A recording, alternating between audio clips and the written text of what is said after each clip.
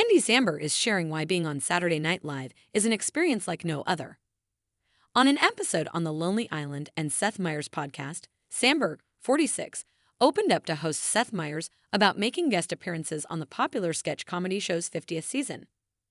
The comedian said his return, which comes over a decade after he was a full-time cast member from 2005 until 2012, has been reminded of what his time on the series used to be like.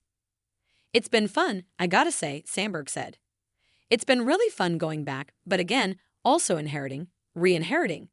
The stress of it and being like, oh right, this is intense." The Brooklyn Nine-Nine alum is currently playing Doug Emhoff, husband to Vice President Kamala Harris, Maya Rudolph, amid her candidacy in the 2024 election. Compared to when he would play multiple parts each episode, the comedian admitted taking on the role of Emhoff has been less pressure.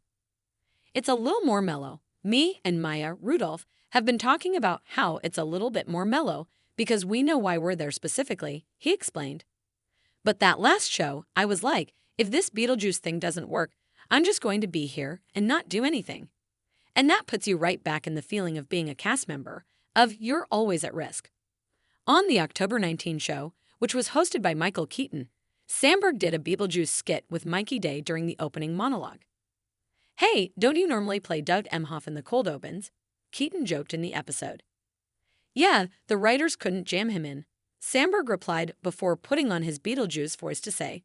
So, here we find ourselves, in July. Samberg shared the reason he left SNL during an interview with Kevin Hart on Peacock's Heart to Heart, citing the toll it took on his well-being.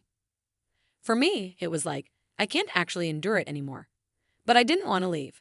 Physically and emotionally, I was falling apart in my life," he said. "Physically, it was taking a heavy toll on me, and I got to a place where I was like I hadn't slept in 7 years basically," he added.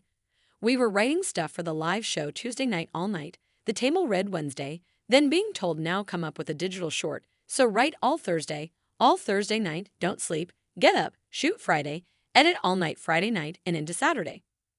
So it's basically like 4 days a week you're not sleeping for 7 years.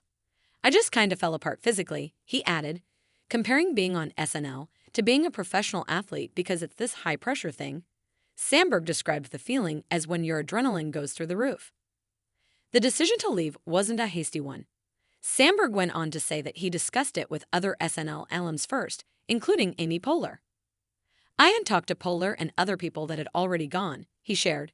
"I was like, once I go, when I have an idea, I can't just do it.